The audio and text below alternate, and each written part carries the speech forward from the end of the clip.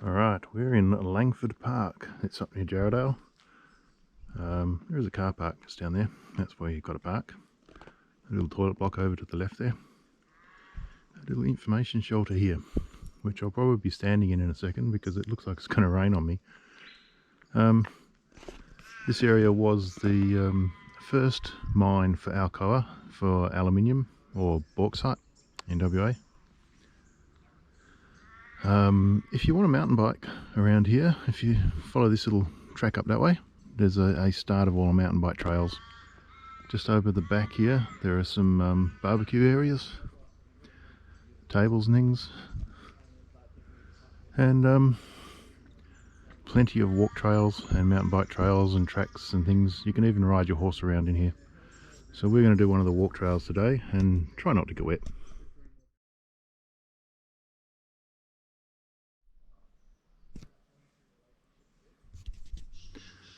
Down that way, we're in the picnic area here. You can see the tables, there's barbecues, start of the walk track just up there, and picnic tables and barbecues all through the forest in this little area.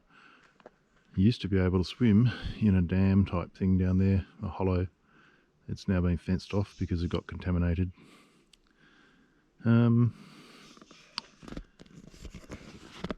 What else? There are some signs around that tell you about the place. I'm going to do a short walk, which I think's a couple of k's. I'll have a look at it anyhow. It is spitting with rain, but it's not annoying. I'm sure I'm going to get rained on this one, so I only brought the little GoPro camera out. Ken Jones Loop, 1 hour return. Tallowood Loop, 15 minutes return. They both start from here. Someone's made a little humpy there. Yeah, both the tracks start from here, and you can sort of see a vague track down that you walk down around here. There are little triangles in the trees that you follow. I'll see how far I get. It splits further up and does the 1 hour walk or the 15-minute walk. 15-minute walk just does a sort of a loop around this area. 1 hour walk goes out into the forest. Being mined, most of these trees around here are all being planted, so if you have a look down you can see lines of trees where they've just gone along and planted trees everywhere. Eventually it will regenerate into some nice forest, but we'll won't be around for that. It'll take hundreds of years. Anyway, we'll see how far we get before we have a shower. There you go. I'm going to do the hour-long walk. Weather Bureau said I wasn't going to get rained on today, so we'll wait and see. There are little seats around here too. So as you're walking along you can stop and have a rest. There's no shelter though. And being in a... you can see the lines of trees again. Sort of a plantation of trees. Doesn't offer a lot of shelter from the rain. We'll see how far we get before I get rained on. Alright.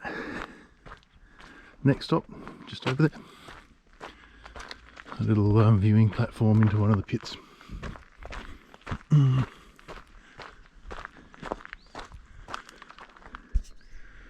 One of the little information shelters, or bays if you like, along the walk. Just telling you about the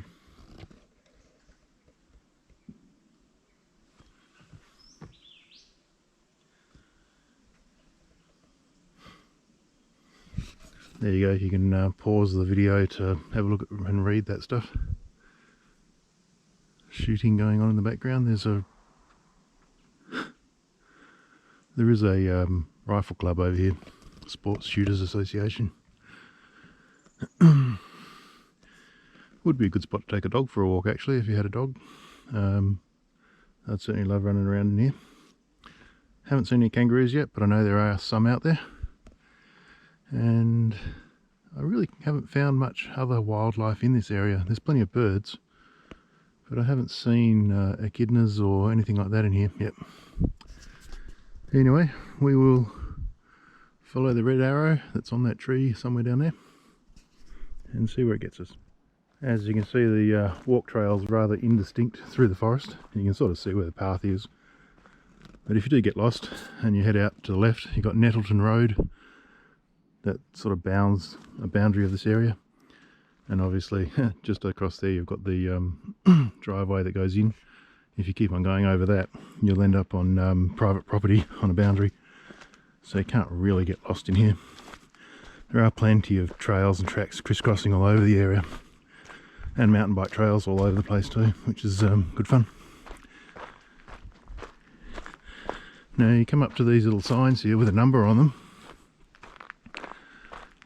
You can go to Jarrahdale's information centre, and they've got a handout you got to buy, and it's got the trail maps, and the information on these panels on what's around here.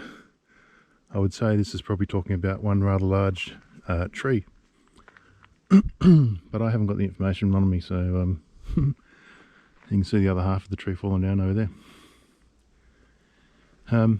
So yeah, you can go to the Information Centre, Historical Society at Jarrahdale. We'll give you a map and you can go out and do this walk and a lot of other walks in the area. This is just one of the roadways going up through the forest here into the mine site, or the old mine site. It comes down through a gate down there. You can sort of get an idea where they've like dug down, mounted all the soil up, and then as they keep moving along, they just pour the soil back into the holes and end up with big mounds of dirt everywhere. Once I got the bauxite out of the ground.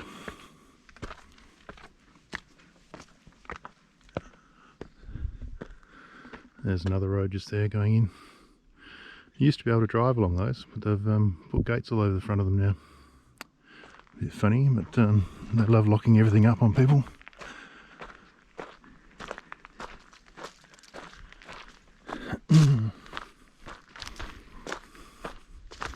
I think they did a burn off in here last year,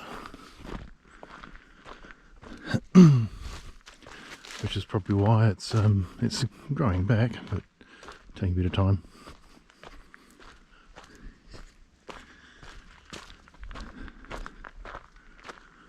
And they obviously like to mix up trees, but they don't mix them up. They just sort of plant a patch of trees and then a patch of different trees somewhere else. That was the way they did it back then. Nowadays they mix it all up and just spread it throughout.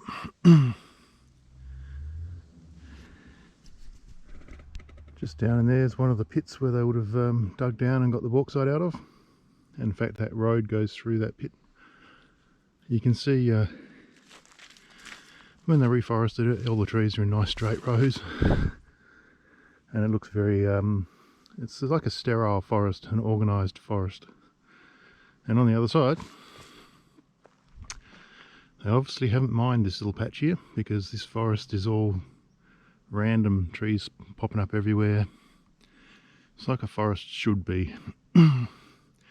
Apart from the fact that there's not much undergrowth because it got burnt out. But yeah, that's would be a nice forest when it grows back, compared to the sort of sterile plantation type forest. Anyway, on to the walk.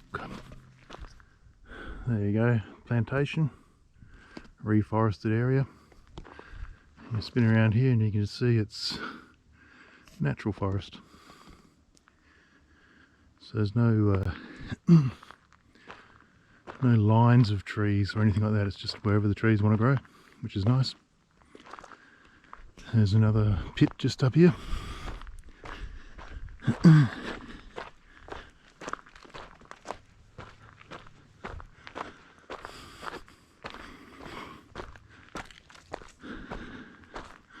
So they dug down in there and got the bauxite out, and then Alcoa actually got an award, a Green Gecko award from the government for their efforts at rehabilitating this area.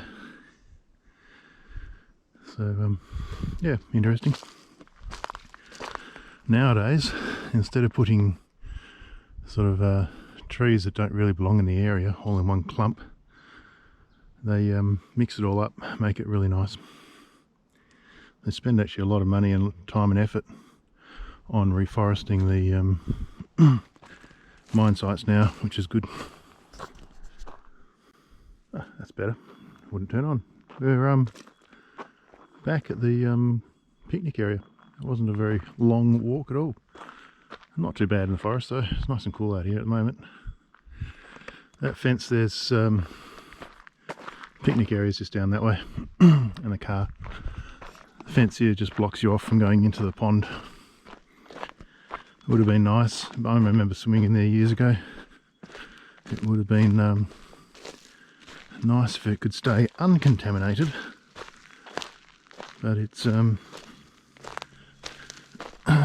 to be. Oh, you can't even see the water in there anymore, but it was the hottest summer we've had, driest, hottest summer we've had on record, with 45 days above 40 degrees. So I can't imagine there being much water in there. It has rained. There are a few puddles around, but the streams aren't flowing at all yet. There is a kangaroo up over that way, but I wouldn't be able to zoom into him. Back into the picnic area. Again, you can see the lines of trees from the old days when they did everything sort of in rows, like turn it into a plantation instead of a forest. And just on the way back, a bit of information about the the Ken Jones walk trail that we just walked. I'll try and zoom in a bit. You'll have to pause the thing to read it. There is a little map in the centre there, and some more information. And if you don't want to walk the big one, you can do the little walk trail. Actually, you can see the old dam there, the old pond that people used to swim in, became contaminated. So there you go. Pause it, read it, and come for a walk. Over the back, yeah, I can hear some people coming along. They're on mountain bikes. Alright, that's it for the walk.